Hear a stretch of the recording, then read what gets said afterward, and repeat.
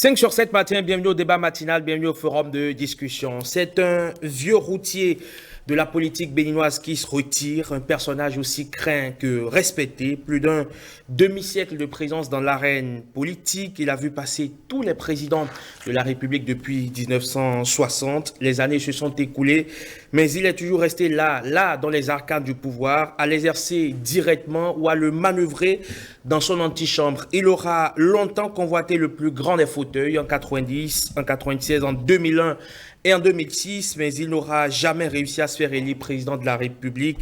Peut-être son plus gros regret, socialiste endurci de la première heure, le renard de Diakotomé prend sa retraite politique.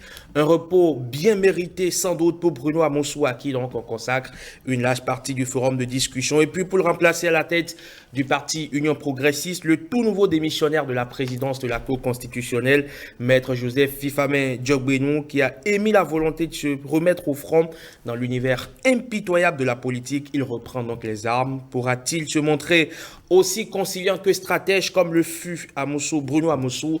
Analyse donc à suivre. Et puis un détour par la Côte d'Ivoire où c'est peut-être la paix des braves pour la première fois depuis la crise post-électorale de 2010-2011. Les trois pachydermes de la faune politique ivoirienne se sont retrouvés pour un dialogue. Au-delà des sourires, pour une photographie historique en guise de terminus et des promesses de fraternité qui, on le sait, la plupart du temps restent des vœux pieux. Que peut-on espérer de ce conclave entre trois éléphants qui se disputent depuis longtemps le trône, un seul trône? Décryptage à suivre. Et puis, pour évoquer tous ces sujets d'actualité, je suis évidemment avec d'éminentes personnalités, j'ai envie de dire. Le premier que j'ai bien envie de vous présenter, c'est difficile de le présenter, mais on va essayer quand même. Georges Amelon, journaliste, formateur, communicateur, il a plusieurs codes à son arc. Les titres, on en a choisi par arbitraire. Il est aussi directeur général honoraire de l'ORTB. Bonjour DG. Bonjour. Comment allez-vous? Très bien. Un plaisir de vous retrouver. Plaisir partagé. Nous sommes désolés de vous adresser cette invitation tout aussi matinale que difficile. Ben écoutez, j'ai l'habitude de me lever tôt, donc ce n'est pas un très grand problème de venir sur votre plateau à 1h matinale. Oula, ça me fait chaud au cœur. En tout cas, pour un basketteur, c'est bien normal. C'est le moins qu'on puisse faire. C'est le moins qu'on puisse faire. Tiburce Adagbe est aussi avec nous, journaliste, analyste politique, écrivain, très célèbre, bien sûr, pour ses mémoires du chaudron. Bonjour Tiburce. Bonjour Herman. Comment allez-vous? Très bien. Oui. Mémoire du chaudron, l'a bu et avalé complètement. Oui, bon. Il en reste que des... Merci de l'avoir lu. Merci quand même d'avoir répondu à notre invitation aussi. Ouais, c'est moi. Un plaisir. Et Armel de Soukago, qui m'a-t-il dit, est le Benjamin du plateau. Enfin, bien sûr, moi, je n'existe même pas. Bonjour Armel, journaliste, analyste politique. Bonjour Herman, et mes respects DG, mes respects cher René, et merci de m'avoir fait l'honneur de me faire participer à ce plateau avec mes aînés. C'est un plaisir en tout cas de vous avoir, vous aussi, Armel de Soukago.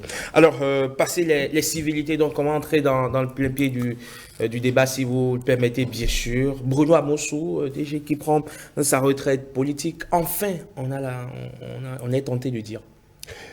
Ben, comme je disais à Tiburce tout à l'heure en off, je ne sais pas si quelqu'un a entendu Bruno Amossou lui-même dire qu'il prenait sa retraite politique.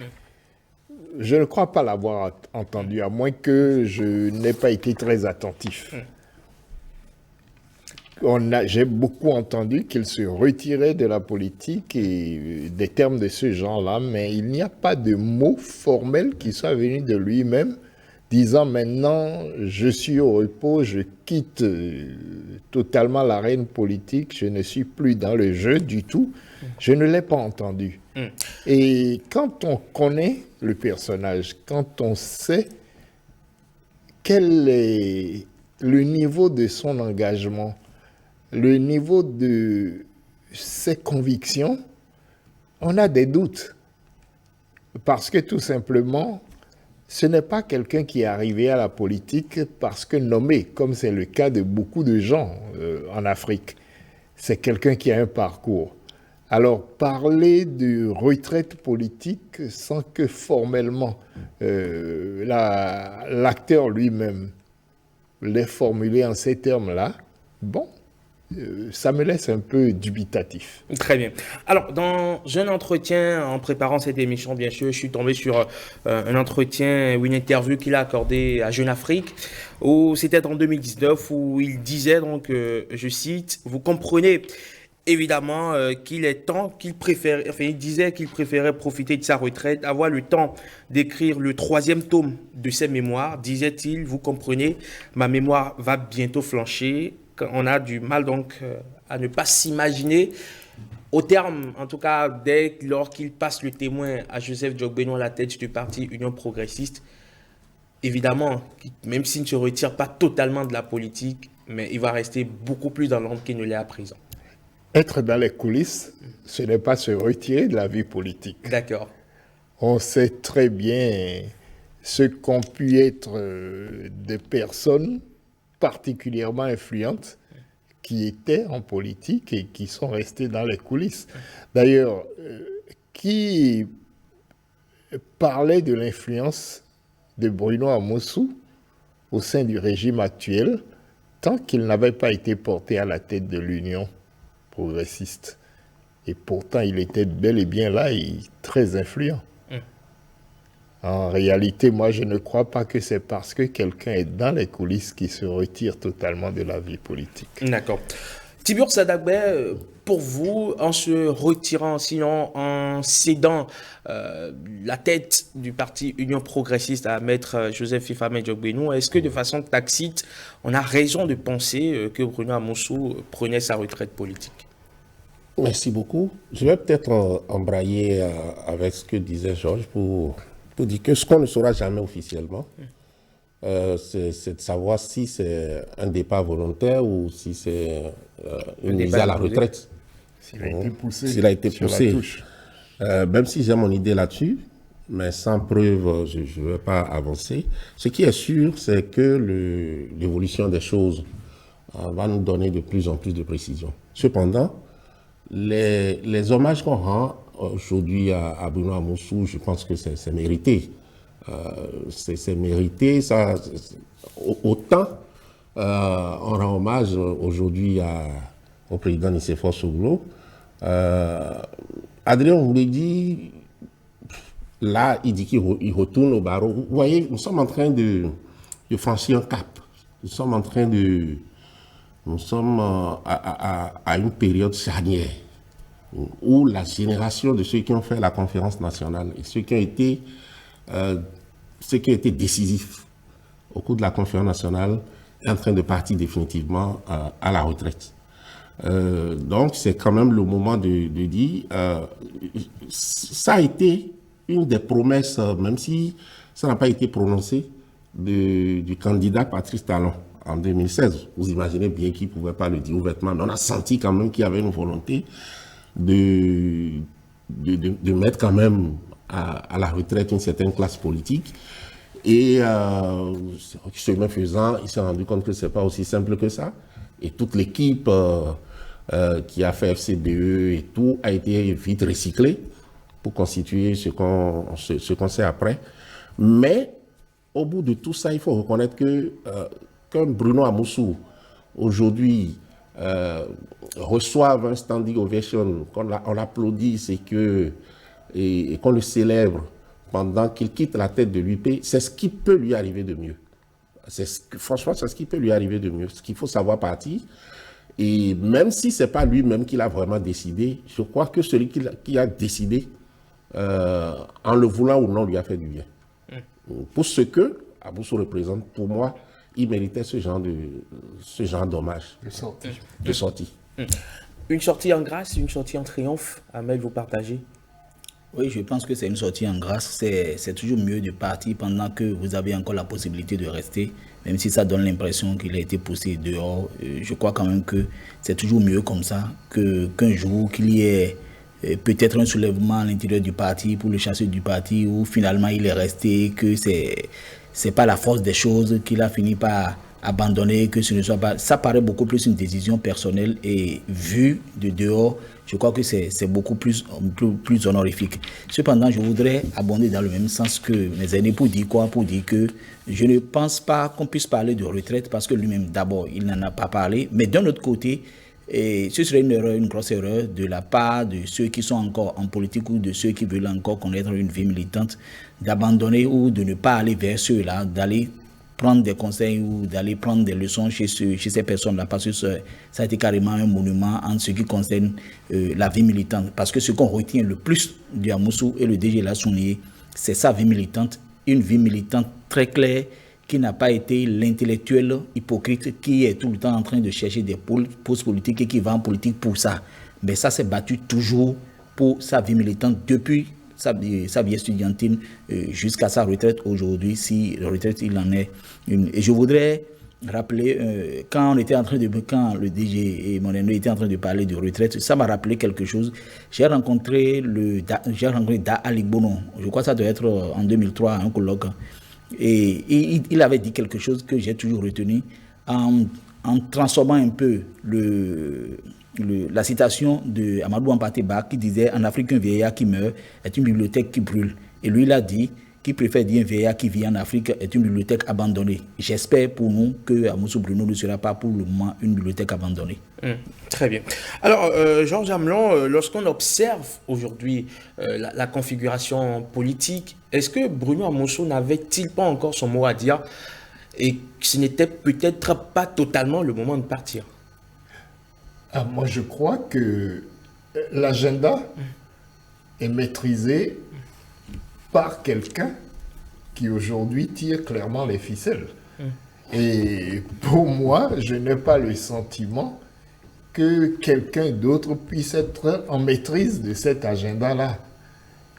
Je pense très fortement que même s'il y a des personnes influentes, il y a quelqu'un qui a le pouvoir et qui, lui, prend des décisions avec sans doute un planning très clair, avec un agenda qui est organisé. On peut reprocher beaucoup de choses au président Talon, mais on ne peut pas lui reprocher de ne pas être quelqu'un d'organisé. Et de ce point de vue-là, moi, je ne suis pas sûr qu'aujourd'hui, le président Bruno Amoussou avait vraiment le choix de rester à la tête du parti, de se maintenir d'une façon ou d'une autre, ou de simplement retourner en coulisses pour continuer à officier, à être influent et à agir d'une autre manière en politique. C'est ce que je pense en tout cas. Alors, de l'avis de certaines personnes bien introduites dans le système, il serait un personnage, comme vous le dites, très influent, très écouté par qui vous savez, qui le consulte aussi souvent qu'il le peut. Est-ce que même du confort même de son domicile, loin peut-être de la tête du parti Union Progressiste, il ne va pas continuer d'endosser ce rôle, même s'il advenait même qu'il prenait sa retraite politique?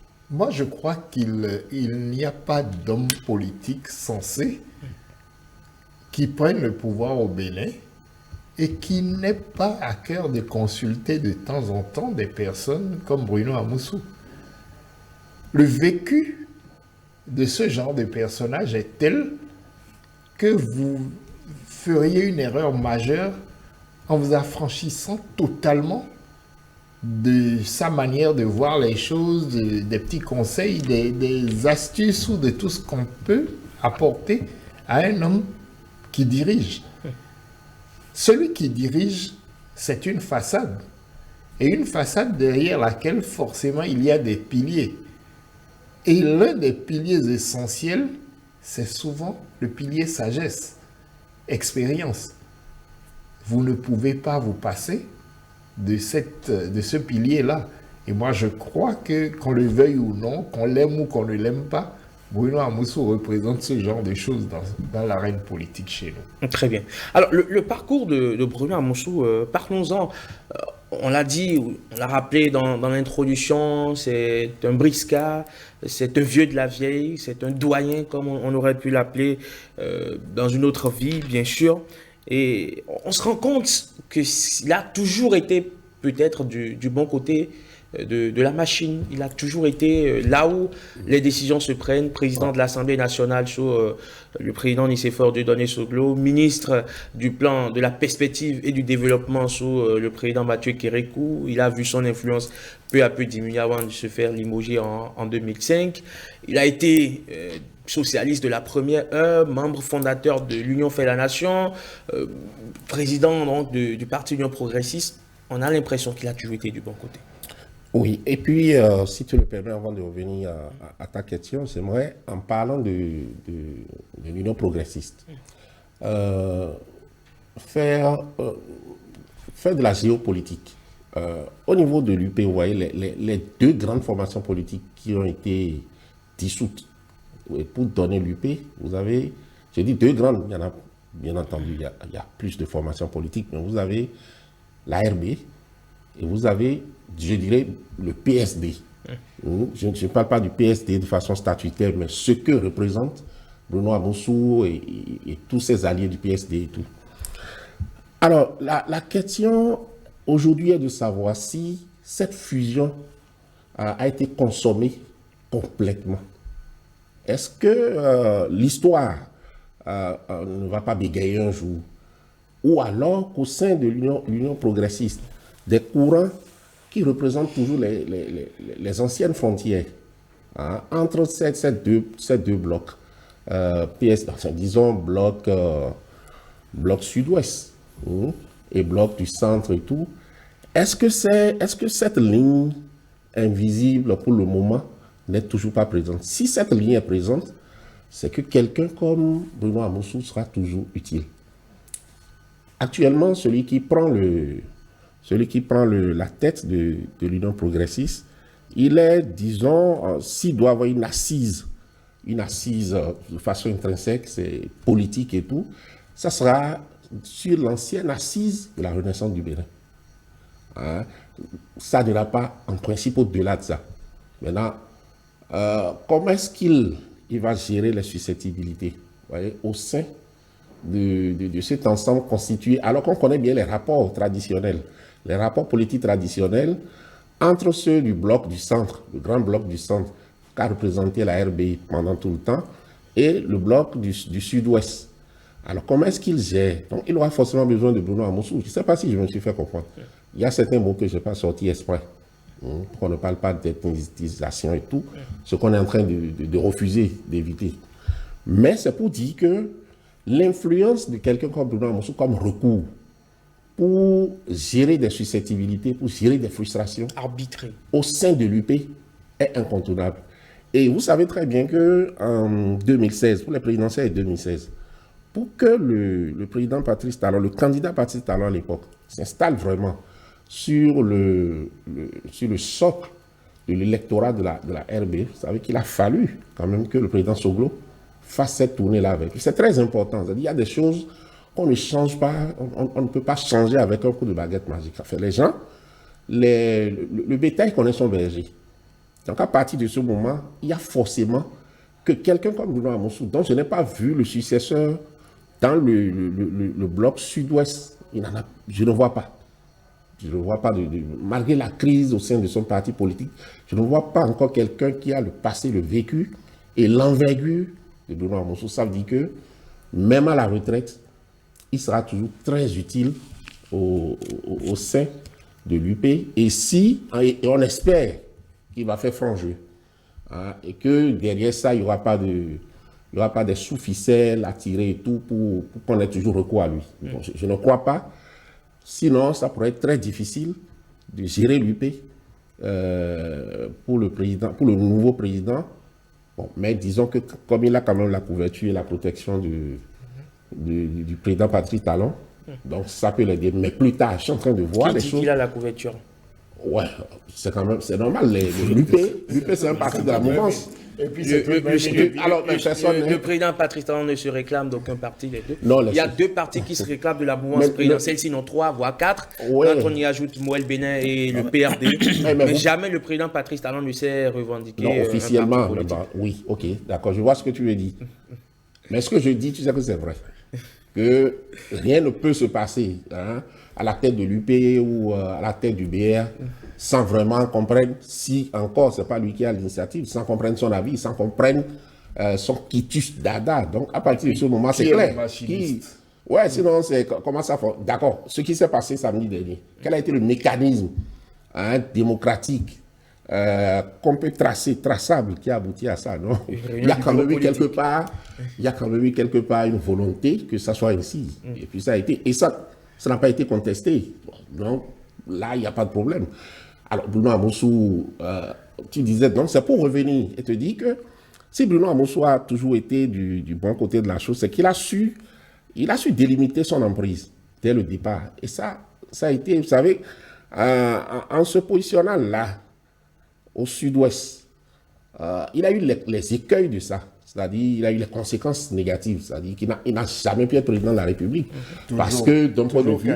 Voilà, parce que d'un point de vue... Oui, parce que d'un point de vue démocratique, et vu comment le vote s'exprime, je dirais même jusqu'aujourd'hui encore, c'était évident qu'il fallait vraiment un choc ou quelque chose d'autre pour que, étant candidat dans cette région où il fait quand même une razzia, qu'il puisse aller au-delà de son score habituel qui est de 8%, enfin moins de 10%. Donc ça, il savait dès le départ.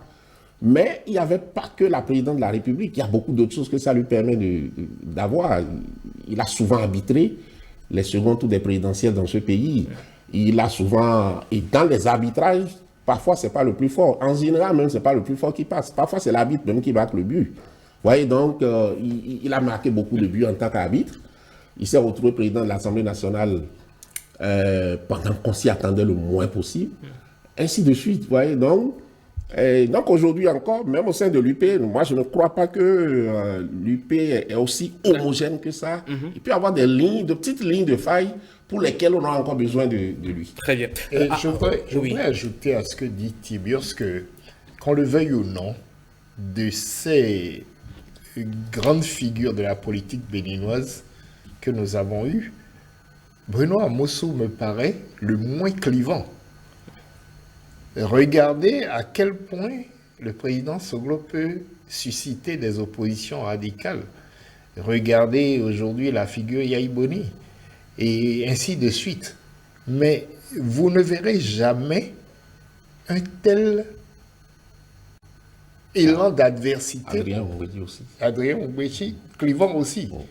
Mais vous ne verrez jamais un tel élan d'adversité par rapport à Bruno Amoussou. N'est-il pas surnommé le renard de Diaco Tomé? Renard, oui, c'est ce qui lui vaut sans doute ce surnom-là, ce pseudonyme-là. C'est parce que tout simplement, c'est quelqu'un qui, qu'on le veuille ou non, sait arrondir les angles et arrive tout de même à se positionner au centre du jeu, même s'il ne l'a jamais été dans les urnes.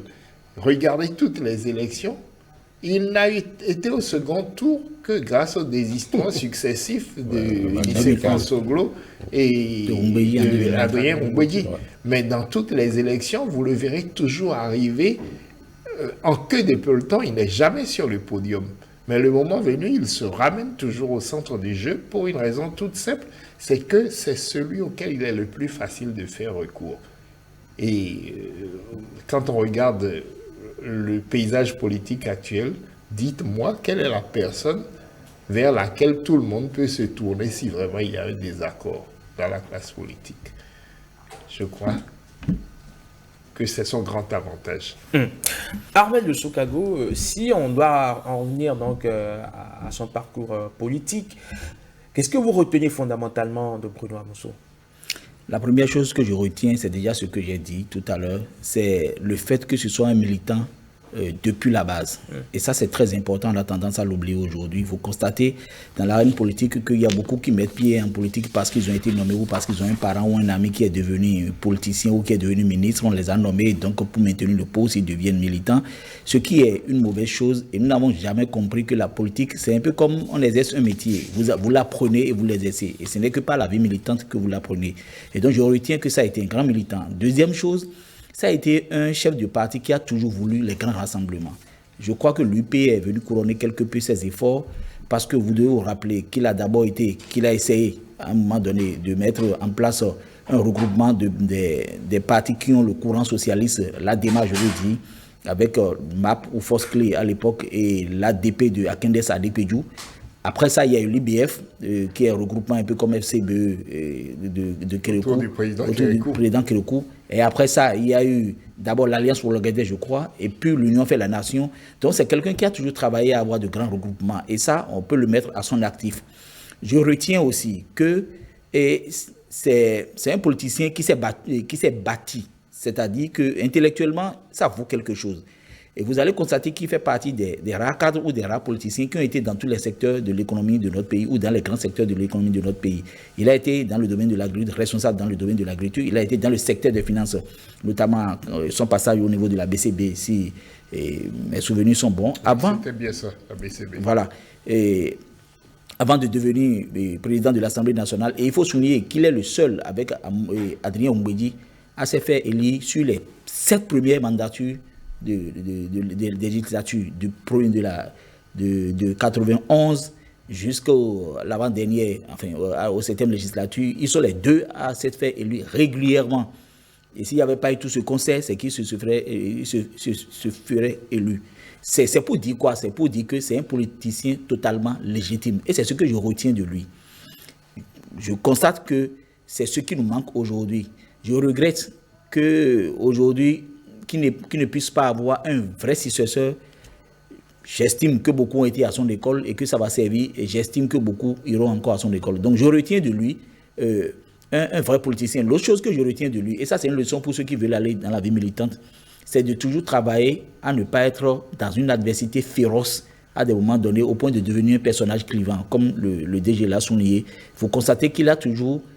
Il y a une chose qui me marque, par exemple. Vous ne verrez jamais à Mossou en train de faire un débat politique, être brutal, être, je ne sais pas, avoir des mots forts. Mais il a de l'ironie, il a sa façon de dire les choses. Et il a de ces phrases qu'il sort que j'aime beaucoup. Et donc, je dis, c'est un politicien, si je puis m'exprimer en ces termes, c'est un politicien accompli. Et la peur que j'ai aujourd'hui, pour revenir à ce que Lady Adagba était en train de dire, la peur que j'ai aujourd'hui, c'est que le fait qu'il ne soit pas un personnage clivant, ça fait de lui celui qui est en train, le lien qui lie aujourd'hui tous les petits regroupements qui se sont retrouvés pour faire l'Union patriotique, ou l'Union progressiste plutôt, l'UP. Et je crains qu'à son départ, qu'il commence à avoir des fissures, parce que il faut bien que quelqu'un puisse avoir sa légitimité du fait de tout ce que j'ai cité, les postes qu'il a eu à occuper. J'oubliais le fait d'avoir été ministre du Plan. Il n'avait pas été un simple ministre du Plan, mais pour les coordonnateurs de l'action gouvernementale et tout ce qu'on veut, il a été un premier ministre qui ne disait pas son nom. Ministre d'État. Ministre d'État chargé de la coordination de l'action gouvernementale et du développement, perspective, tout ce que vous voulez. Mais il faisait carrément un travail de premier ministre. Et donc, c'est quelqu'un qui a été président de l'Assemblée nationale, qui a été, si vous voulez, premier ministre, qui a été responsable dans le secteur de l'agriculture, qui a été responsable dans le secteur des finances. Et donc, non seulement il connaît le pays, et ensuite, il connaît le pays peut-être du point de vue géographique, mais il connaît réellement le fond de notre pays, le fond de notre pays politique, si vous voulez. Donc, c'est un personnage forcément qu'on ne retrouve pas, même dans l'arène politique, même ceux qui sont de sa génération, quand on va chercher au Bénin, je ne pense pas qu'on puisse trouver 2 ou 3 qui sont comme lui. D'accord. Et ça va être difficile. Alors, mais il y a une chose, Georges Amelin, qui interpelle. Bruno Amosso, socialiste de la première heure, qui se rallie à Patrice Talon, totalement libéral. Est-ce que ce n'est pas une alliance qu'on peut juger d'incestueuse? On a vu beaucoup de choses en politique, vous savez. Et je ne crois pas que la classe politique avait vraiment le choix. Telle qu'elle se présente aujourd'hui, je ne crois pas que la classe politique, à un moment donné, avait d'autre choix que celui-là. En tout cas, pour ceux qui se sont regroupés autour de ce qui est aujourd'hui la mouvance présidentielle. Rappelez-vous de l'élection qui a amené Patrice Talon au pouvoir. Qui avait-il en face? Quelqu'un qui voulait incarner une continuité. Et de l'autre côté, des personnes qui estimaient qu'il fallait arrêter ce mouvement-là. Est-ce que vous auriez pensé un instant qu'un Bruno Amoussou se serait retrouvé du côté de Lionel Zinsou? Il ne faut pas oublier que la fidélité à des convictions, à un parti pris, ne peut pas se monnayer aussi facilement.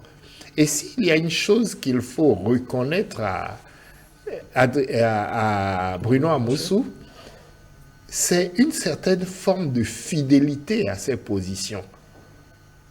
Regardez son parcours et vous allez vous rendre compte que dès qu'il décide de soutenir quelqu'un, il le fait, et il le fait à fond. Armel de Soukago parlait tout à l'heure de l'UBF, et je me souviens encore de l'engagement de Bruno Amoussou au sein de l'UBF pour soutenir le président Kérékou. Et pourtant, on ne peut pas dire qu'un Bruno Amoussou était un révolutionnaire marxiste, léniniste et tout ce qu'on veut, comme Kérékou l'avait été du temps de la Révolution. Il avait été plutôt dans l'opposition. Mais dès l'instant où il a décidé de s'embarquer de ce côté-là, il a fait le travail comme il se devait, en y mettant toute la force, toute l'influence et tout le génie qu'il fallait pour que l'UBF, je ne sais pas si vous vous souvenez des élections législatives de cette époque-là, ait nuclé tous ceux qui étaient opposition au président Kérékou. Et je pense que c'est de la même manière qu'il s'est retrouvé à devoir faire face au président Boliaï. Je crois tout simplement que c'est de ça qu'il s'agit. N'oubliez jamais qu'au-delà de l'idéologie, il y a aussi pour un parti politique ou pour un homme politique la conquête du pouvoir qui est une chose essentielle. Et ça, qu'on le veuille ou non, Bruno Amoussou l'a toujours souhaité. Très bien. Alors, Tibur Sadagbe, est-ce que Bruno Amoussou et Patrice Talon ne partagent-ils pas le même sens de la stratégie? Je n'ai pas bien compris la question. Est-ce qu'ils ne sont pas tous deux stratèges? C'est pourquoi peut-être l'alliance a été beaucoup plus facile. Oui, enfin. Non, je crois que chacun, on ne va pas faire cette comparaison parce que ce n'est pas le même parcours. Ils n'ont pas fait face aux mêmes épreuves et tout. Et puis l'un d'entre les deux a été président de la République, l'autre ne l'a jamais été. J'ai lu les deux livres de Bruno Amoussou et comme il promet là un troisième livre, je suis très impatient parce que il faut reconnaître que c'est une excellente plume. Je ne sais pas si beaucoup ont l'occasion de lire les tests ou les livres de Bruno Amoussou. Moi, sans lui faire de la publicité, moi franchement, je vous exhorte à les lire. D'abord, il écrit comme un écrivain, pas comme un politique, vraiment comme un écrivain. C'est-à-dire ces tests peuvent être présentés dans les concours académiques et tout, normalement. Mais quand vous lisez chacun des livres de Bruno, vous ressortez avec une vraie idée du Bénin. C'est-à-dire, à travers sa personne, vous parcourez tout dans le pays. Donc, c'est en lisant son livre, par exemple. Et ça permet d'expliquer ce que disait Amel. Vous voyez que Bruno Amoussou connaît Abomey autant qu'il connaît Diakoto. Et ça, c'est son parcours. C'est pas parce qu'il a voulu faire de la politique plus tard qu'il a vécu là-bas. Quand il est rentré dans la fonction de directeur du développement, il a fait le tour du Bénin. Donc, il vous parle du plateau, il vous parle des réalités, de vraies réalités. Il vous parle de Ségbadan, il vous parle de Kandi, et vous avez le sentiment que vous y êtes. Ça a été très important pour forger le personnage que dont nous sommes en train de parler aujourd'hui. Donc, en fait, c'est pour vous dire que les choses ne tombent pas du néant. Alors, pour revenir au président Patrice Talon, et la ressemblance que je trouve là, c'est que beaucoup ont le sentiment que beaucoup pensent que le président Talon, c'est juste un opérateur économique et tout, mais il a une connaissance du Bénin, du sud au nord que vous n'imaginez pas. Et pas forcément pour des raisons politiques. C'est-à-dire c'était déjà qu'il connaissait le pays. Bon, je ne vais pas répéter des choses que j'ai déjà eu à écrire dans mon livre, mais je vous assure que quand à un moment donné, on le présentait comme le candidat du Sud, En fait, c'était un abus, c'était même mal le connaître, c'était un abus de langage. Je disais à quelqu'un, avant les élections de 2016, que là, vous allez voir ses résultats au Nord. Parce que la maîtrise qu'il a au Nord par ses réseaux et tout, et qui a été utile en 2006, je disais que ça allait se faire voir dans les jeunes en 2016 et ça n'a pas raté. Et vous avez, si vous reprenez les chiffres de 2016, vous allez constater que, en fait, il a été élu de Cotonou. Malgré les chiffres serrés qu'il y a eu au premier tour, il a été élu de Cotonou jusqu'à Mananville. Donc, Bruno Amossou, lui, n'a pas pu, à l'arrivée, exercer cette influence de façon électorale, politique, chiffrée sur tout le Bénin. Un peu comme l'a fait le président Patrice Talon. Bon. Mais il a vite compris que ce qu'il peut faire de ces 8% habituels, le meilleur qu'il peut tirer de ces 8% habituels, il l'a fait. C'est-à-dire, à défaut d'être un grand bloc, il se place souvent des blocs et il sert de liant de colle. Donc, quand deux éléphants se battent et tout, lui, il monte sur la cime des arbres et il joue à la bite. Je crois que ça lui a plutôt marché. Et le grand regret qu'il peut avoir, vraiment, c'est de n'avoir pas accompli ce rêve ultime qui est d'être président de la République. De toute façon, tout le monde ne peut pas être président de la République.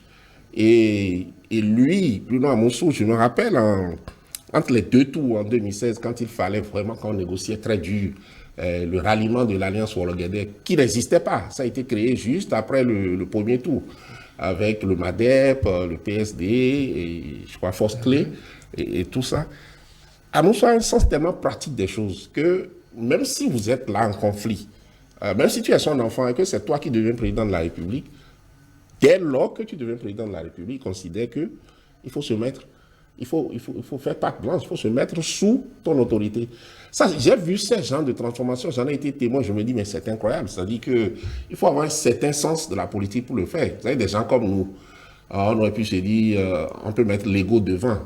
Mais lui ne met pas l'ego. C'est-à-dire, s'il est en confrontation avec toi et que les urnes te désignent comme le chef, il a une capacité à accepter ça et à te considérer comme ça, qui pour moi est une grosse leçon. Et ce sont ces genres de choses qui ont évité à notre pays depuis 90-91 vraiment vers des conflits majeurs. Voilà. C'est-à-dire, ça fait partie des leçons qu'on doit tirer des gens comme Bruno Amossou. D'accord. Alors, Georges Ablot, pourquoi est-ce que, ou c'est au détour de quoi Bruno Amossou est-il surnommé le renard de Diakoto? Mais on veut bien savoir l'anecdote qui sous-tend cette appellation. Je ne la connais pas, personnellement. Je ne sais pas si d'autres non, sur ce plateau... Notre faune politique est remplie d'animaux divers. Nous avons eu celui de Djegbe, nous avons celui... Ce qui est sûr, c'est que la notion de renardise, pour utiliser ce mot-là, tient à une certaine habilité à gérer l'ensemble de ses relations avec les autres, à user de stratégies, de ruses successives, d'une certaine intelligence de la faune dans laquelle on se trouve pour émerger. Et je pense que ça a beaucoup joué. Et Tiburce disait quelque chose de très vrai tout à l'heure. Le rapport des forces est une chose incontournable en politique. Celui qui tente de l'ignorer fait fausse route. Il ne faut pas se faire d'illusions. Il faut être très clairement en compréhension de ce que sont les rapports politiques dans un pays, de ce que sont les rapports de force aussi. Et Bruno Amossou a constamment su jouer de sa position pour épouser les meilleurs courants possibles.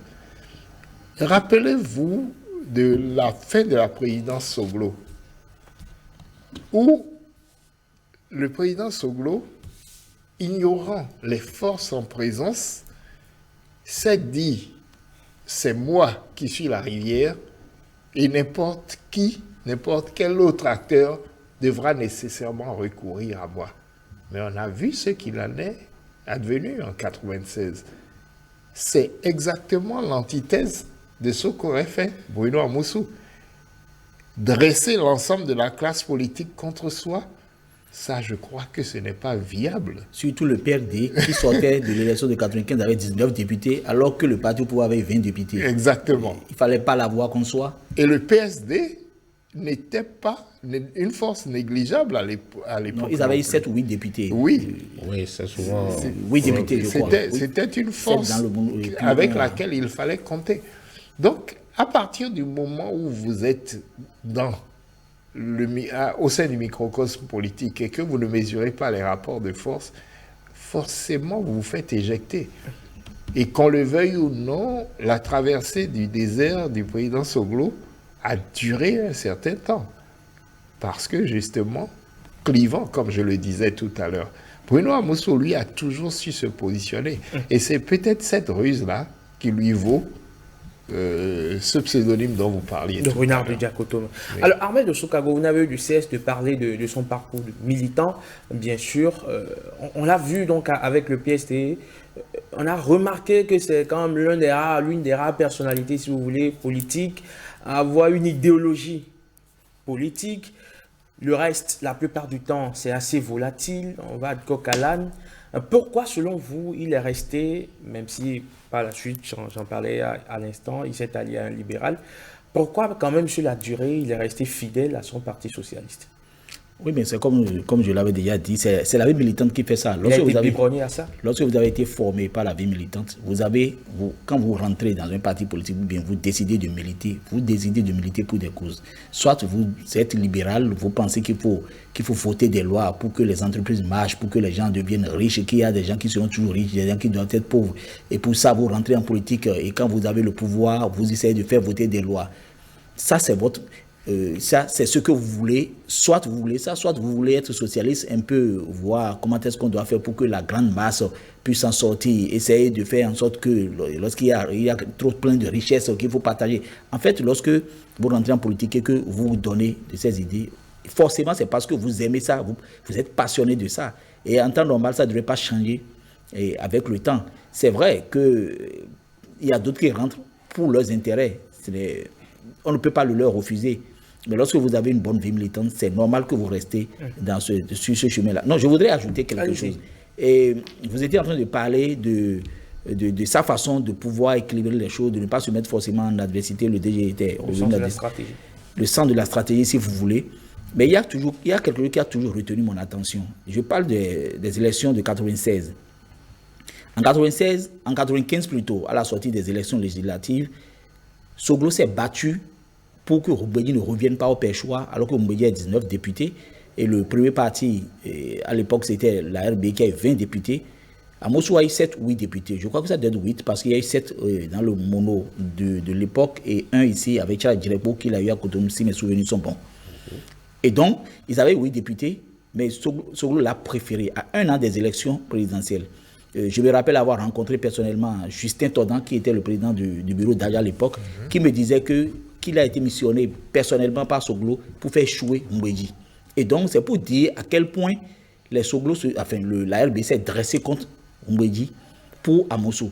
Et donc, un an après, les deux se sont mis, et c'est l'autre qui a déclenché d'abord Amousou, en parlant du projet Aboki, et la route Abomey, Boycon, Ketou, Ilara, qui était un projet danois, je crois, qui disait que le financement n'était pas bouclé parce que ça faisait partie des éléments de campagne de Soglo.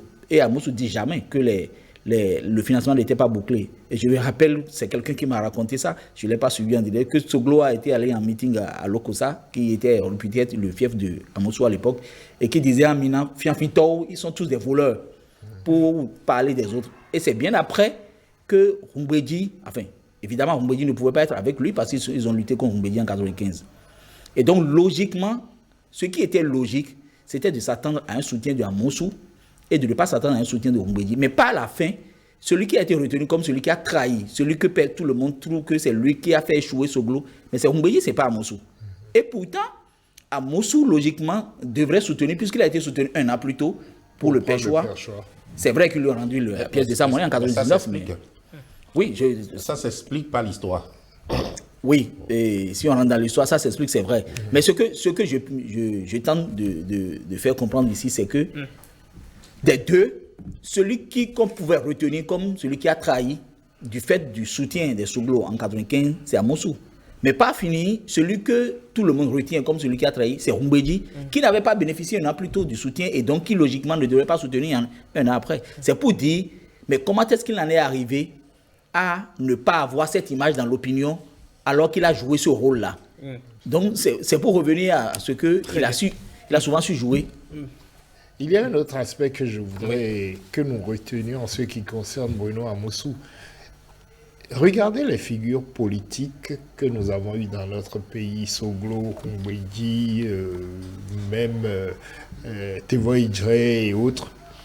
Vous remarquerez que Bruno Amosou est le seul que nous ayons vu tout au long de son parcours accompagné de jeunes lieutenants.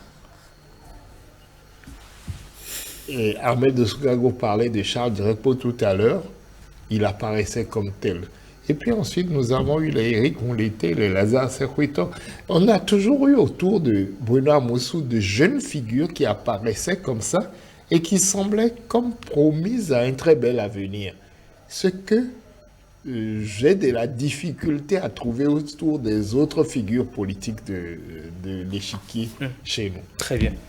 Alors, on va voir à présent, bien évidemment, ce que disent les réseaux sociaux, les amis, les internautes, si vous le permettez, bien sûr, chers invités, ce que disent les réseaux sociaux de notre sujet du jour. Et vous, que pensez-vous ou que retenez-vous de Bruno Amosou? Voilà la question que nous leur avons adressée. Stanislas Oussalimpon a fait le tour donc de la toile pour nous. Bonjour Stan. Bonjour Rodrigue Eman Megan, bonjour à chacun et à tous. Comment allez-vous? Très bien. Que dit la toile? Alors, beaucoup de réactions émanent. Des internautes estiment qu'il n'a pas beaucoup fait, qu'il n'a pas fait assez pour le développement du Bénin. Cet avis est rejeté sans tarder par d'autres qui pensent qu'il a beaucoup fait pour la nation. Et ceux-là dressent d'ailleurs le bilan de l'homme dont nous parlons aujourd'hui, Bruno Amosou, et saluent d'ailleurs l'homme et lui rendent hommage. Et c'est ce que nous allons voir à travers les différentes réactions que vous avez répertoriées pour nous. Oui, et la première réaction nous vient de Gounou, c'est-on dit Raymond, qui nous fait savoir via notre compte Twitter que Bruno Amosou est un grand homme d'État qui s'est fait une place de choix dans la politique béninoise depuis le renouveau démocratique jusqu'à nos jours. Sur notre page Facebook, Liliwanou Zakari dit qu'il a été un leader politique actif dans les faits politiques, mais qui n'a posé aucun acte positif pour le progrès du Bénin. En résumé, son bilan est mitigé. Comme pour venir en aide, en appui à Liliwanou Zakari, Hassan Mog Beni Misiso affirme il n'a rien apporté à cette nation. Surtout, il a fait reculer son département sur plusieurs plans. C'est le point de vue de notre ami Hassan Mog Beni Misiso. Rectificatif, sa carrière politique a été exceptionnelle, assure Abraham Toti. Il est un homme, il est un exemple pour la jeunesse.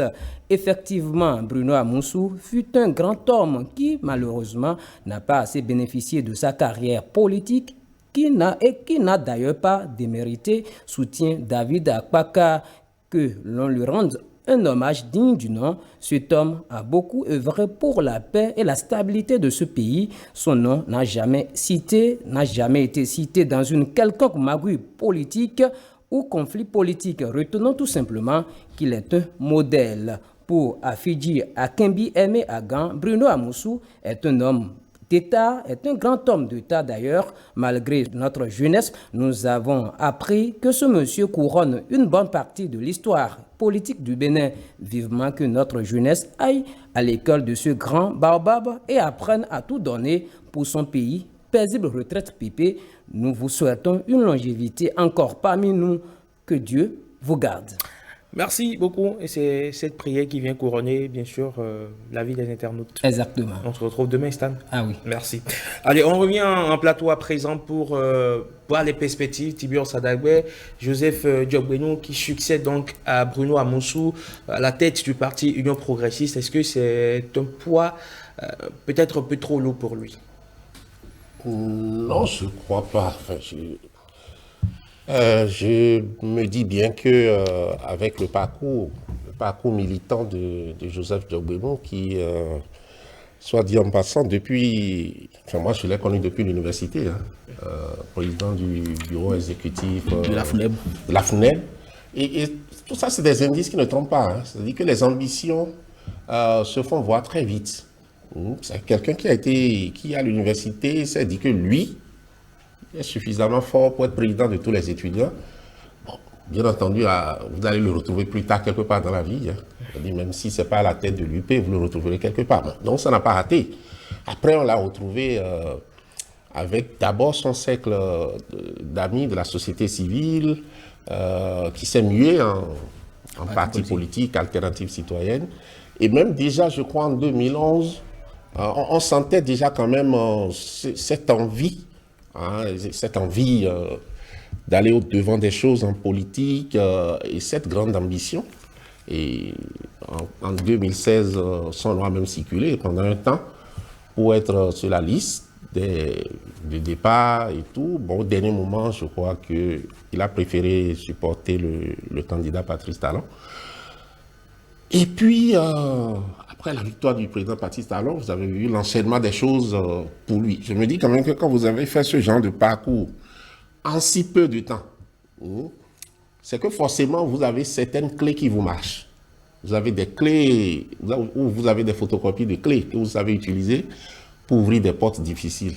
Parce que toutes les portes qu'il a eu à ouvrir, surtout ces dernières années, ce n'étaient pas des portes évidentes. Et à la Cour constitutionnelle, je crois que, comme je l'ai écrit quelque part, c'est que tout le monde ne garde pas un très grand souvenir. Vous savez qu'il a été président de la Cour constitutionnelle à des moments très critiques, où l'ambiance politique était vraiment très tendue, et où il y avait un très grand clivage dans le pays et tout. Donc c'est dans ces conditions qu'il a pris cette décision. Maintenant, à la tête de l'UP, je dois d'abord saluer l'avènement d'un jeune. Parce que si Bruno Amoussou avait été remplacé par quelqu'un de son âge, c'est-à-dire quelqu'un qui a 80 ans, on n'aurait pas avancé. Donc ça, déjà, c'est le premier signal. À 53 ans, Joseph. Oui, je trouve quand même que, franchement, c'est à saluer. Le reste, je me dis qu'il est suffisamment futé pour savoir que ce qui se passe là, parfois on dit, un proverbe dit dans une de nos langues que même quand c'est trop bien pour toi, parfois, il faut aller consulter le phare. C'est-à-dire quand tout commence à bien aller et tout. Quand toutes les étoiles s'alignent. Voilà, donc parfois il faut te demander, mais ce bien-là, est-ce que c'est pour un bien? D'accord. Voilà, donc, sinon, à part ça, je crois qu'il a l'ambition. Il a le bagou pour... Ah, vous suivez mon regard. Il a l'ambition qu'il faut. Il a eu le courage de dire qu'il a l'ambition. Et ça, c'est un fait nouveau. Et on va l'écouter justement dans cet extrait, justement, au lendemain de sa démission de la présidence de la Cour constitutionnelle. Il a animé une conférence de presse. Il était face aux hommes des médias et ses propos ont été on ne peut plus clairs.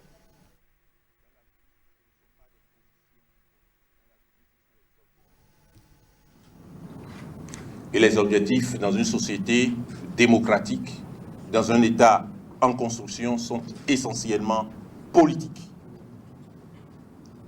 Alors que les objectifs majeurs au sein de la Cour constitutionnelle me paraissent être accomplis, réalisés, il est nécessaire de redevenir comme un simple ouvrier auprès du chantier politique. Qu'il est nécessaire de renouveler l'engagement politique, qu'il est nécessaire de retrouver sa famille politique. Et la mienne, c'est l'Union progressiste. Beaucoup de choses sont encore à faire et il me paraît nécessaire, je revendique la qualité d'un intellectuel engagé, il paraît nécessaire de renoncer au confort institutionnel et de se remettre en chemin en parcourant les monts et vallées, les villages et les villes, les quartiers, les arrondissements, et faire en sorte que nos compatriotes comprennent mieux ce que, au plan politique, on leur offre et qu'ils participent mieux à la réalisation de cette offre politique. Ce n'est pas parce que la Cour constitutionnelle devient une sorte d'enclos à rejeter, mais justement parce qu'il est plus important de se mettre en position, de se mettre à la disposition, de se mettre avec beaucoup d'humilité au service de chacun de nos compatriotes et surtout au service du parti pour contribuer davantage à la construction de ce qui est important pour nous tous. Georges Hamelin, que retenez-vous de cet extrait que nous proposons? Un personnage qui trouve le moyen de se mettre en difficulté ou un personnage qui a renoncé à la facilité? Vous dites la même chose. En vérité, c'est plutôt un personnage qui se positionne.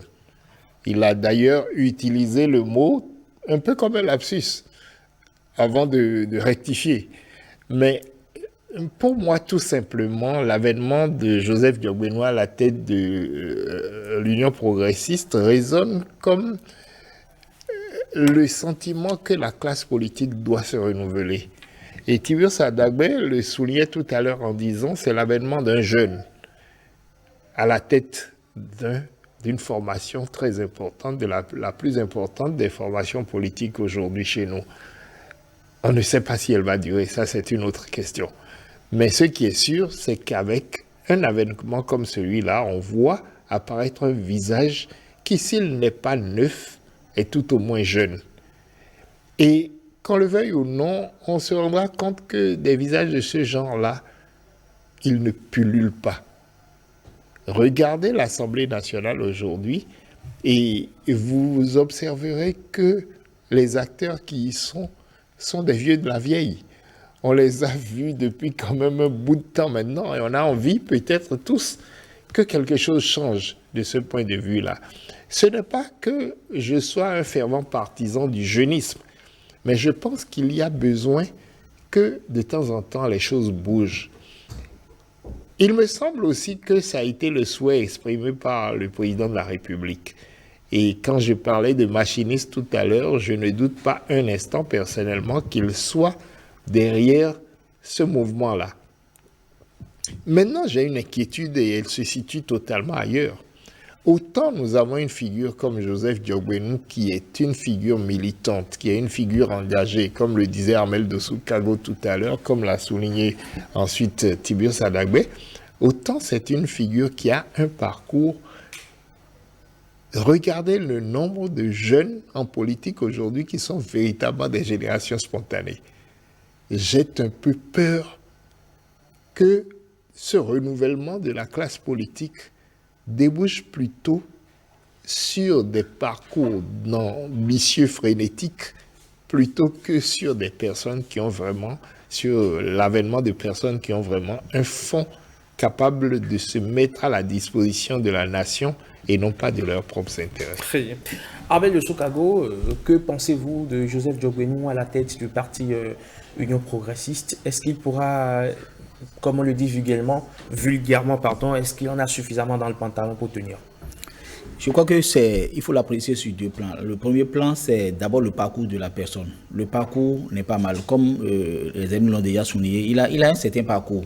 Et notamment pour avoir été président de la FNEB à l'époque. La FNEB, c'était pas rien. J'ai participé à quelques batailles à ce niveau-là. Je sais que c'était vraiment quelque chose. Pour avoir été président à l'époque, avant nous, je crois que ça doit être quelque chose quand même. Et c'est ce que dit Tiburce Adagbe. Ce n'est pas mal. Je sais que lorsque vous avez fait la vie militante, surtout au niveau du milieu, au niveau estudiantin, je crois que c'est quelque chose de vraiment bien. Maintenant, après, ce qu'il a connu comme parcours, est-ce que c'est suffisant pour bâtir un homme politique averti? Je ne saurais le dire. Mais une chose est claire, c'est que cette figure, on ne la retrouve pas un peu partout au Bénin aujourd'hui, comme l'a souligné le DG. Est-ce qu'il pourra être aussi conciliant que Bruno Amosso? Maintenant, je parle de la personne. La deuxième chose, c'est comment est-ce qu'il pourra être le président de parti qu'on espère? Ça, c'est une autre question. Parce qu'il y a plusieurs choses qu'il faut voir. La première chose qu'il faut voir, c'est déjà de savoir que l'UP, bien qu'il ait un parti homogène aujourd'hui, reste quand même un groupe, un regroupement d'un certain nombre de partis qui ne sont pas encore totalement soudés. Et dans ces groupes de partis, ce que son parti à l'origine a apporté, je crois que est infime par rapport à ce que d'autres partis, comme l'Union fait la Nation, qui est un regroupement, comme la RB ont apporté. Et ceux-là sont aujourd'hui dans le parti. Et il pourrait avoir des guerres de leadership à l'intérieur. Et vous avez un parti politique qui est né au pouvoir. Ça aussi, c'est un détail qui compte beaucoup.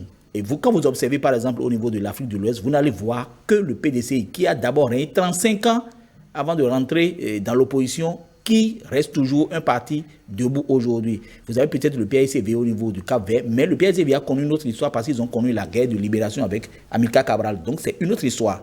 Vous avez le PS qui est totalement fragilisé aujourd'hui au Sénégal, qui est aussi un parti qui est né au pouvoir. Donc, généralement, les partis qui naissent au pouvoir, dans notre pays, tout est allé à l'eau. Et donc, généralement, les partis qui naissent au pouvoir sont des partis qui ont des difficultés à suivre après le pouvoir. Très bien. Est-ce qu'aujourd'hui, l'UP est déjà suffisamment bâti pour demain survivre au pouvoir? Parce qu'il ne faut pas oublier une chose.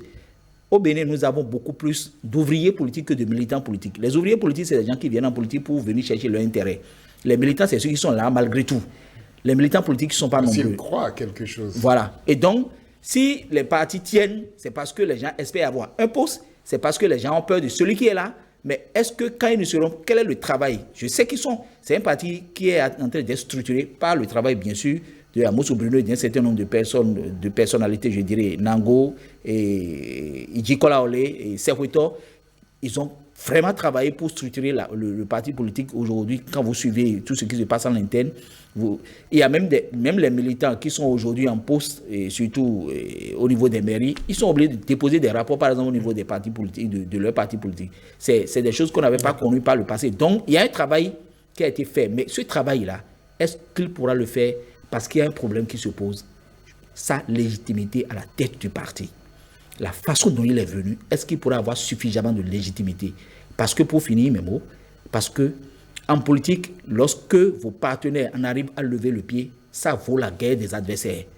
Et il n'y a pas meilleure conclusion sur le sujet. On va scruter tout ceci de très près. En parlant du PDCI, vous me tendez une très belle perche et je la récupère. Vous le savez, le PDCI et le RDR ont fait une alliance pour former le RHDP.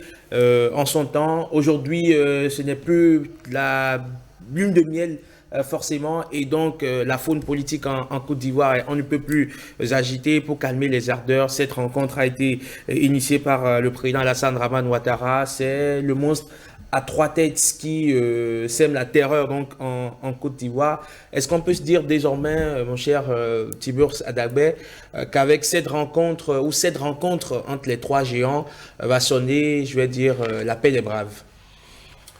Je suis, j'ai des doutes, parce que en 2025, il y a des élections présidentielles auxquelles tous ces trois qui ont au-delà qui sont, disons, le plus, on a dit tout à l'heure. Le plus jeune à 77 ans, c'est Laurent Gbagbo. Le plus jeune. C'est quand même un mot, quand on parle de quelqu'un qui a 77 ans. Mais vous voyez, tous ces gens-là, qui ont entre 77 ans et 90 ans pratiquement, sont candidats aux élections présidentielles 2025. Donc, je ne vois pas comment un accord comme ça, comment une rencontre comme ça peut accoucher de quelque chose de durable, puisque les trois sont prétendants à la même femme. Est-ce que c'est possible d'être amis et d'être prétendant à la même femme? Je crois que c'est un peu difficile. Bon. Donc, pour moi, franchement, c'est la faiblesse. Si c'était que ils ont trouvé la formule, le moyen de se dire, bon, nous, on a fait notre temps, et trouver la passerelle pour que la classe politique se renouvelle et qu'ils passent la main, ça va marcher. Mais si les trois sont, comme déjà annoncé par le lieutenant, ils sont encore candidats en 2025, je ne vends pas cher les décisions qui seront prises là. D'accord. Jean Jamelon, c'est une rencontre pour les médias, pour calmer les populations, ou c'est une rencontre qui va véritablement accoucher de résolution? Et je n'y crois pas beaucoup à cette rencontre. Elle a eu lieu simplement parce que ces leaders-là prennent le pouls de leur population. Et ils se rendent bien compte que la réconciliation est appelée de beaucoup de vœux par bon nombre d'Ivoiriens. Mais les Ivoiriens disent qu'ils veulent la réconciliation, mais les clivages demeurent profonds. Jusqu'à présent, quand vous discutez avec les Ivoiriens, les traces de la guerre sont encore là. Les affrontements ont laissé quelque chose de très profond et qui retrouve des frontières ethniques au sein de la population, qui rencontrent des frontières ethniques au sein de la population. Qu'on le veuille ou non, aujourd'hui, quand vous discutez avec un Ivoirien, il vous dira que ce sont les Djoula qui sont au pouvoir. Et ceux qui sont bêtés se disent, par exemple, nous, on attend que Gbagbo revienne. Et ainsi de suite. Ces frontières-là apparaissent de plus en plus comme des fossés, même si les Ivoiriens disent avec leur bouche, nous voulons la réconciliation nationale. Et pour moi, les 3 leaders en question sont les meilleurs symboles de la situation que je décris. Comme le disait Tibieu Sadagbe, on se retrouve face aux caméras, on fait de grands sourires, mais en étant tous prêts à dégainer la hache dès qu'il sera possible de le faire. Moi, je ne crois pas vraiment. Si tous s'étaient entendus pour dire nous avons un certain âge, comme le dit Tibieu Sadagbe, pour le bien de la nation et pour refaire l'unité nationale, mettons-nous en retrait et laissons d'autres forces concourir. Peut-être on changerait un peu la donne. Georges Amelon n'y croit pas beaucoup, peut-être qu'Amel de Soukago y croit, ne serait-ce qu'un peu. Je dois dire que en politique, il y a 2 choses qui sont importantes, un peu comme en relations internationales. Il y a les intérêts, il y a les rapports de force. D'abord, au niveau des rapports de force, dans ce genre de jeu, il faudrait que celui qui est le plus fort puisse jouer profil bas et puisse accepter les autres. Ce n'est pas toujours facile, parce que en politique, lorsque vous êtes en rapport de force, lorsque vous êtes plus fort, vous avez toujours tendance à écraser les autres. Quand vous allez rester dans cette posture, rien ne marchera. Deuxième chose, en ce qui concerne les intérêts, d'abord, il ne faut pas voir seulement les intérêts personnels de ceux que des acteurs que vous voyez. Parce que quand vous prenez par exemple la crise de 2011, je crois, quand vous prenez la crise de 2011, vous constatez que Gbagbo était même un peu plus souple que certaines personnes qui sont autour de lui. Comme sa femme par exemple, Simone Gbagbo, comme Blé Goudé. Et vous n'allez pas oublier la scène de Damala Picasse, et le jour où Youssouf Bakayoko, le président de la CEI, donnait les résultats. C'est lui qui est venu tirer. Et il est resté dans cette posture. Il est même allé à l'étranger. La dernière fois, je l'ai encore suivi. Il est toujours resté dans ce langage-là. Et lorsque vous laissez ça, il y a les intérêts ethniques. Les Baoulés qui ont été durant longtemps des privilégiés dont les BT ont estimé qu'ils ont été martyrisés à cause de Gbagbo. À un moment donné, ils sont venus, ils ont été encore chassés, c'est les Djoula qui sont venus. Aujourd'hui, tout le monde estime qu'il y a une chanson de comment il s'appelle, Enfant Yodé ou bien comment il s'appelle, qui a chanté pour dire que partout quand vous passez aujourd'hui, c'est les Djoula, Les Ivoiriens n'en pensent pas moins, les autres Ivoiriens n'en pensent pas moins. Donc, lorsque vous prenez ces 3, il y a ce lourd héritage qui est derrière, ce lourd passif, qui doivent assumer, c'est-à-dire les intérêts. Et après, il faut comprendre que lorsque vous avez des acteurs, il y a parfois des gens qui sont derrière. Et vous avez par exemple au niveau du FPI à l'époque, Mamadou Koulibaly, qui était totalement contre les accords de paix. Il était totalement contre les accords de paix. Mais dans le même temps, quand la crise est venue en 2011, il fait partie des gens qui ont dit à Gbagbo, il faut lâcher. Et pendant ce temps, les gens comme Simone, qui étaient quand même d'accord pour l'accord de paix, ont dit non, on ne va jamais lâcher. Donc, vous avez cet élément autour de ces personnes. Pour que la paix qu'on estime puisse arriver, il faut tenir compte de tout ça. Les intérêts des gens qui sont autour d'eux, ce n'est pas eux seuls. Et aussi le rapport de force. Et comme je le dis, celui qui est le plus fort doit pouvoir se la jouer humble, doit pouvoir faire profil bas. Et donc, comme les autres, je pense quand même que ça va être un peu difficile. Et la première chose, pour qu'on puisse s'avancer quelque peu vers une paix, il faut que les 3 décident ensemble de ne pas jouer le match la prochaine fois. Et de laisser le match faire et de rester toujours solidaire, avoir toujours un message de paix. Nous sommes toujours ensemble. C'est vrai, nous avons nos lieutenants qui sont candidats, mais garder toujours la paix et qui doivent toujours montrer cette image. On n'en est pas encore là. Et je doute très fort parce que ce genre de rencontre, je crois qu'on en avait connu avant. Et après, ils étaient tous devenus candidats. Il y en a qui se sont retrouvés en prison. Merci beaucoup à vous, Ahmed de Soukago. Le match, il a lieu en 2025. Nous serons spectateurs. Et nous aurons qui seront spectateurs privilégiés. Eux, ils seront sans doute les acteurs. Merci beaucoup à vous, Tibieu Sadagbe, d'avoir accepté notre invitation très matinale. Merci également à vous, DG Georges Amelon, d'avoir répondu à notre invitation. Avec grand plaisir. Un gros plaisir. Le plaisir est partagé. Merci à vous également, Ahmed de Soukago. 5 sur 7 matin, encore 2 derniers rendez-vous. L'espoir de Blaise Adanko derrière la revue de presse de Marcel Arrossi. À tout de suite.